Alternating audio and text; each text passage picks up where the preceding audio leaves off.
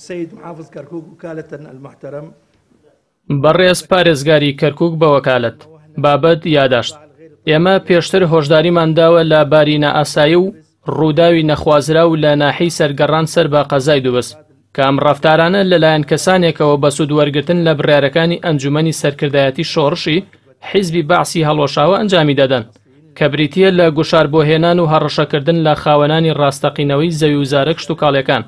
داوەشمان لە بەڕێستان کردبوو وەکو باڵاترین دەسەڵاتی مەدەنی لە کەرکووک ئیرادەی خۆتان بەکاربێنن بۆ سنووردانان بۆ ئەم جۆرە ڕەفتارانە و پاراستنی ئاسایش و سەقامگیری کۆمەڵایەتی تاوەکو یاسا سەروەر بێت و کێشەکان بەپێی بڕگەکانی دەستور کە ڕێوشۆنی چارەسەری کێشەی مڵکداری داناوە یەکلا بکرێنەوە.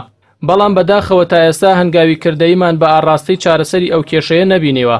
ئەوەشی مەترسیەکانمان زیاتر دەکات زیادبوونی هەڕەشەیە بۆ سەر گوندنشینانی ناوچەکە بە جۆرێک گەیشتووەتە ئاستی سووتاندنی بەرووبوومە کشت و کاڵەکان.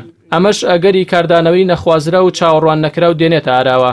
بۆیە داوا لە بەڕێستان دەکەین هەنگاوی جدی بنێن لە پێناو گێڕانەوەی ئاسایش و ئارامی بۆ ناوچەکە. ئەویش بە گرتنەبەری ئەم ڕێوشوێنانە. یەکەم، ئاسانکاری بۆ جوتیاران بکرێت بە مەبەستی کۆکردنەوە و دوورینەوەی بەرووبوومەکانیان و دابینکردنی پارێزگاری بۆیان.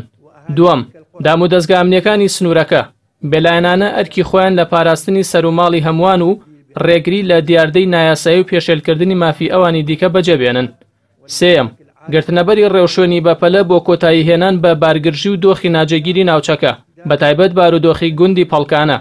دواتریش ڕێوشێنەکە هەموو ئەو ناوچانە بگرێتەوە کە ڕەنگی حاڵەتی هەوشێوەیان تێدا بەرجەستە ببێت لە نمونەی گوندەکانی داقوق و لەیلان. چوارم، لە ئەگەری بەردەوامی ئەم کێشەیە و ڕێگری لە دوورینەوەی دانەوێڵە و بەرووبوومی جوتیاران ئێمە لە لیستی برایەتی ئۆباڵی هەر زیانێک کە بە جوتیاران بگات دەخینە ئەستۆی ئیدارە و دام و دەستگا ئەمنیەکانی پارێزگای کەرکووک.